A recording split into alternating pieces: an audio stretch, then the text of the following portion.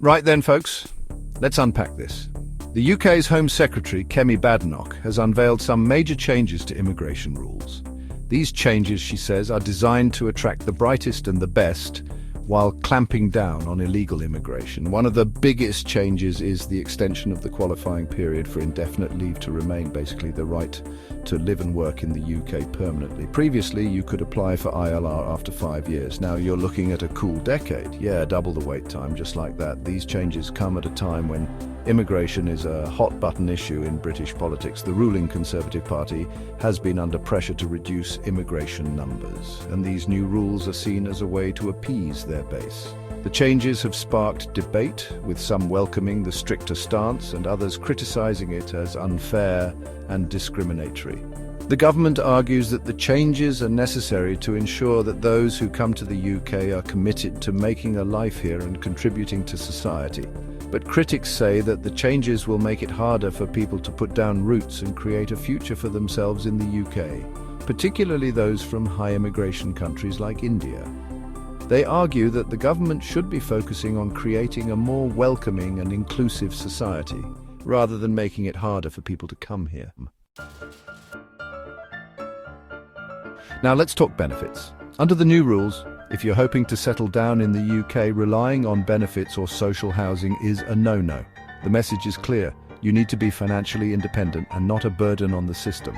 It's all about demonstrating that you and your family, especially if you've got a whole squad coming along, can support yourselves without relying on public funds.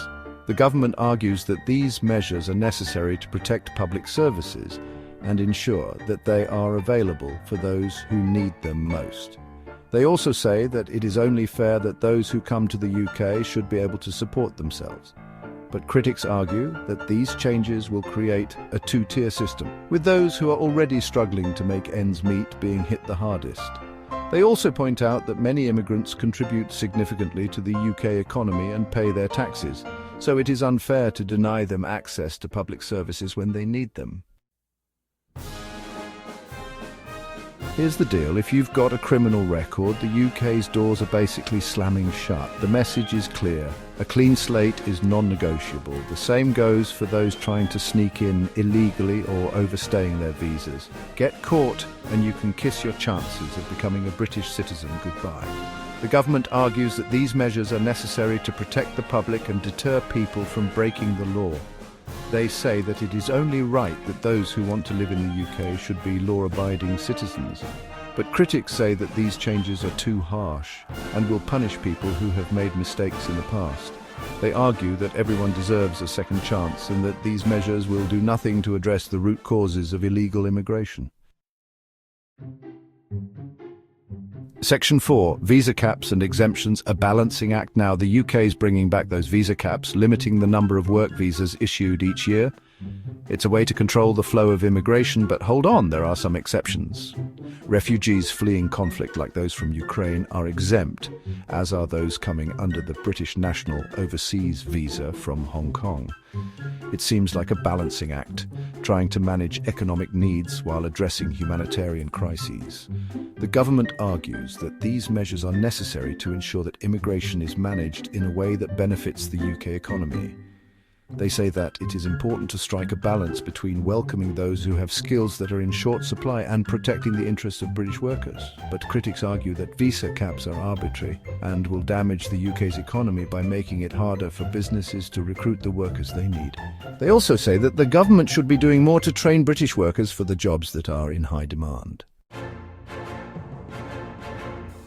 Section 5.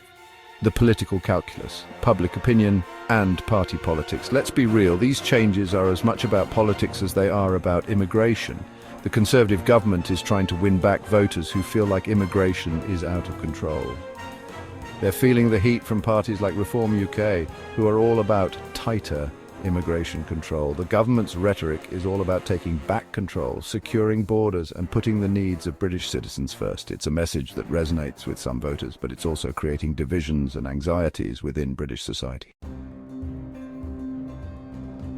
Section 6, the road ahead, uncertainties and potential impacts. So, what does the future hold? Well, it's still early days, and the impact of these new rules is yet to be fully understood. Will they really deter immigration, or will they just make life harder for those who are already here? Some experts reckon that these changes might not actually change immigration numbers that much. They argue that people looking for a better life will find ways, even with tighter rules. There's also the question of how these rules will affect the UK's economy and society in the long run. One thing's for sure, though. These changes are going to have a ripple effect, shaping the lives of immigrants and the fabric of British society for years to come. And as always, we'll be here to break it down with a side of satire, of course.